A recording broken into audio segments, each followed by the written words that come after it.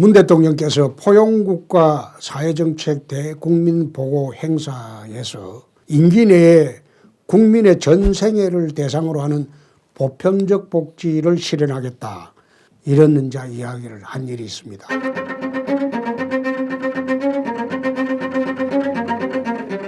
이렇게 이제 구상을 밝히고 지난해 9월 열린 포용국가 전략회의에서 밝힌 지속가능한 사회를 위해서는 국민의 삶을 전 생애 주기에 걸쳐서 국가가 책임져야 한다, 이런 이제 이야기를 한 일이 있습니다.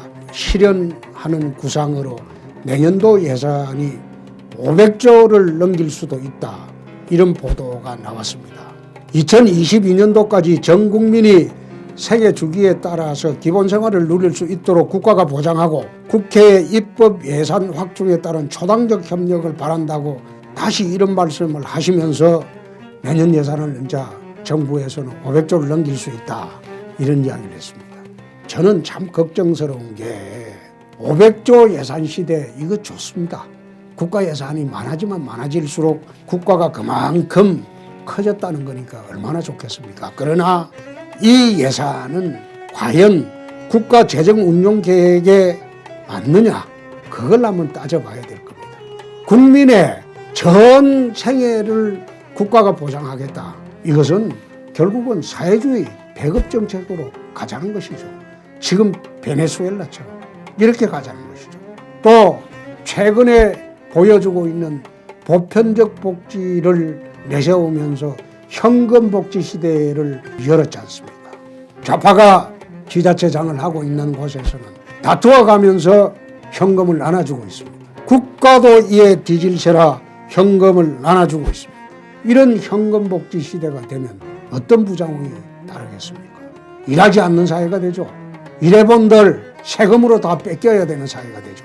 지금 세수는 박근혜 정권 당시에 국세청에 제가 듣기로는 슈퍼컴퓨터를 도입했다고 합니다. 그래서 지금 기업이나 자영업자들이 세금을 갖다가 빼돌릴 텀이 없을 정도로 촘촘히 조세 징수망을 갖췄다고 합니다.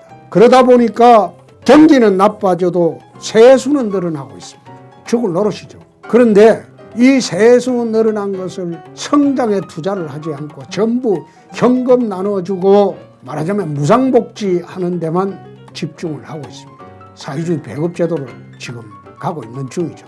2019년도 예산은 469조 5,800억, 전년보다 40조 7,800억이니까 9.5%가 늘었는데, 올해 예산 증가율 9.5%는 금융위기 직후인 2009년도 예산 증가율 10.69에 비해서 10년 만에 가장 높은 수준으로 예산이 증가를 하고 내년에는 또 더 증가를 할 수 있다, 그런 취지입니다. 그럼 나라 빚은 어떻게 돼가느냐? 매년 대폭적으로 증가 추세에 있습니다. 2017년도에 660조 원, 2018년도에는 700조 5천억입니다. 이제 폭증하고 있죠. 제가 드리는 이 비례 개념에서는 공기업 부채는 없습니다. 공기업 부채까지 합치게 되면 1,300조가 넘죠.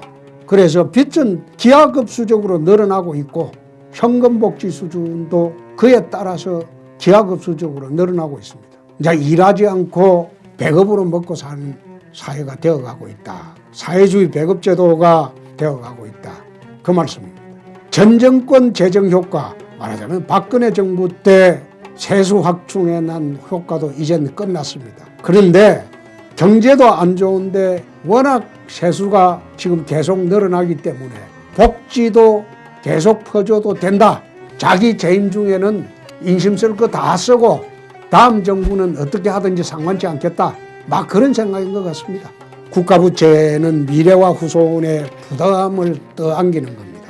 제가 경남지사로 있을 때 3년 6개월 만에 1조 4천억의 경남 채무를 다 갚고 채무 제로를 한번 해본 적이 있습니다. 물론 그거 추진하는 과정에서 진주 어려움도 폐업하고 불효불급한 예산 낭비도 없애면서 일부 계층으로부터는 비난도 받았죠. 그러나 나라의 장래를 위해서는 빚을 갚는 나라가 되어야지, 빚을 계속 지는 나라가 되어서는 우리 후손들이 모두 그 세금으로 충당을 해야 됩니다.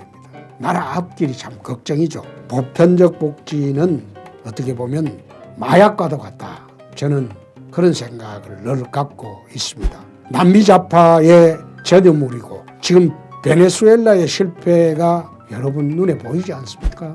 마약 한번 맛들이면 끊기 어려웠듯이 이미 현금복지와 선심성 포퓰리즘으로 베풀어지는 그런 복지를 거두어 들일 수가 없습니다. 차기 정부에는. 그렇다면 우리는 사회주의 배급제도 구조로 나라가 갈 수밖에 없습니다.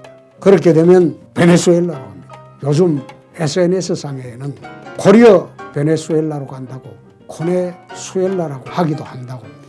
참 안타깝죠. 포용적 복지국가론 참 말은 좋죠. DJ 때 햇볕 정책 얼마나 말은 좋습니까? 근데 그 결국 햇볕 정책이 북에 가져왔죠. 포용적 복지국가론 말은 좋죠. 정말로 좋은 말이죠. 근데 이것이 사회주의 배급제도로 간다 하면 나라가 베네수엘라로 간다. 국민 여러분 어떻게 생각하십니까?